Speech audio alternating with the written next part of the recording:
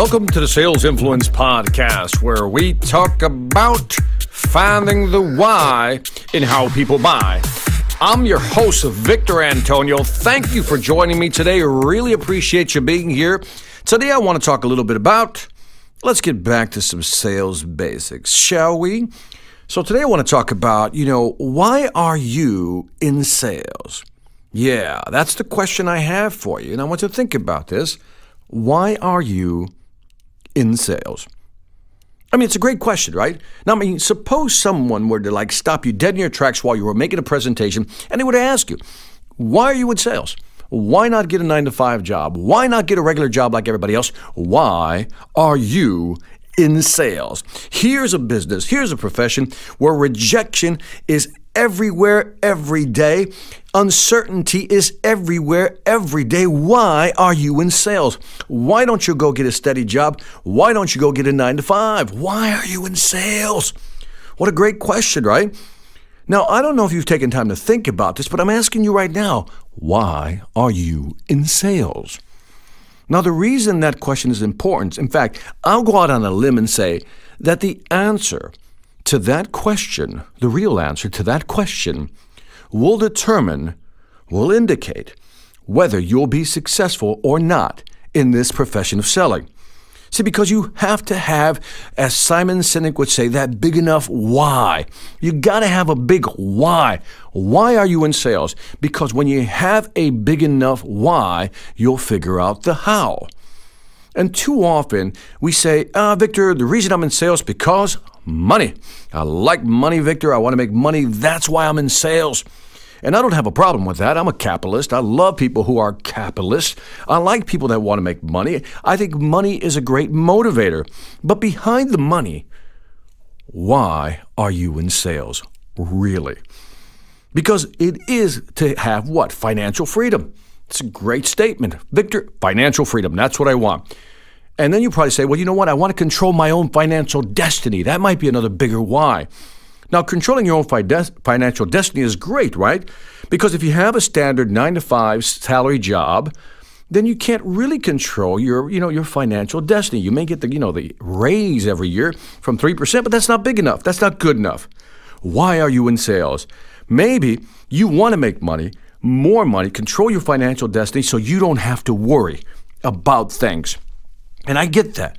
And I love that too. Or maybe you'll say, Victor, you know what? I just want to buy a house. I've always had this dream of buying a house. Ooh, I love that one too. That's a big why. I love that. Or maybe I want to put my kids, Victor, in some of the best schools, right? Because I want to give them that advantage in life. Ooh, that's a real big why. I love that. Now, again, all this is helped by making money, by selling value in the market. Let me emphasize again, I always believe if you sell value, there's nothing wrong with getting paid for selling that value. Maybe you want to buy a new car. Maybe you want to retire early. Maybe you want to go on vacations. Whatever your why is, I'm asking you the question. Why are you in sales? See, I need you to really think about this deeply, not superficially, like I want to make money and I want to be financially independent. I really need you to dig really deep inside yourself and say, why am I doing this? Because again, when you look at the world of selling, rejection is everywhere, every day. Uncertainty is everywhere, every day. Why not just go get a normal job? Why not get a basic job? I know why. For all the reasons I've already mentioned is why you're in sales.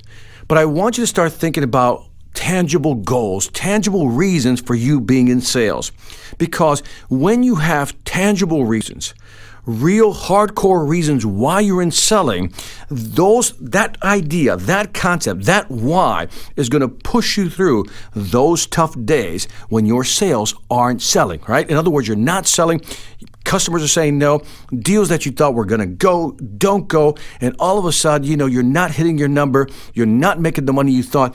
And if you don't have a big enough why, you won't be able to push past that, For example, if you want to make, let's say, $300,000 a year, just throwing that number out, $300,000 a year, I'm going to ask you, well, why do you want to make that much money? I want you to say something like this, Victor, because I want to pay off my house.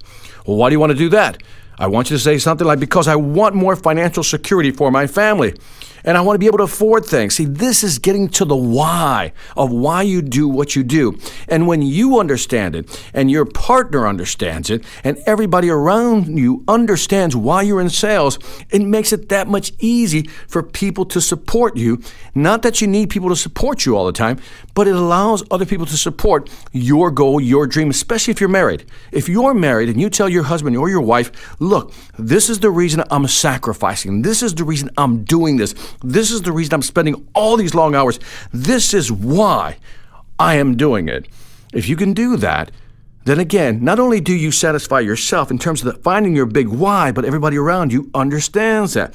So what I want you to do is simply start thinking. Today, really start thinking about why are you in sales. Maybe write down some of those whys. And again, when you have a big why, that will always fuel the how. In other words, when you know why you're doing something, you'll always figure out a way to get to where you want to get. So if you're trying to hit a big number and you don't know how, you'll figure it out. Why?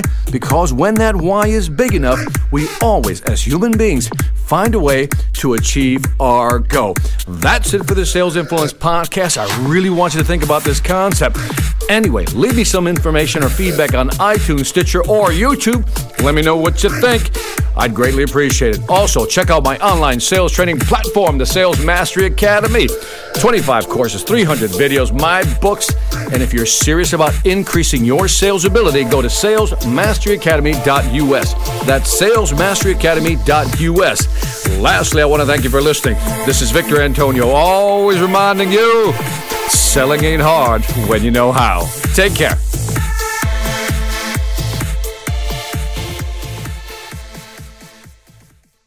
Hi, I'm Victor Antonio. I'm an author, sales trainer, and keynote speaker. I'm often asked, what makes a great speaker? Is it someone who delivers real content that the audience can use? Is it someone who engages the audience so they're part of the learning experience? Or is it someone who can motivate an audience to push them beyond their comfort zone and discover new abilities? The answer is yes. But the most important thing to remember is that I'm not there to look good. I'm there to make my client look good. Simply put, it's never about me, and it's always about them.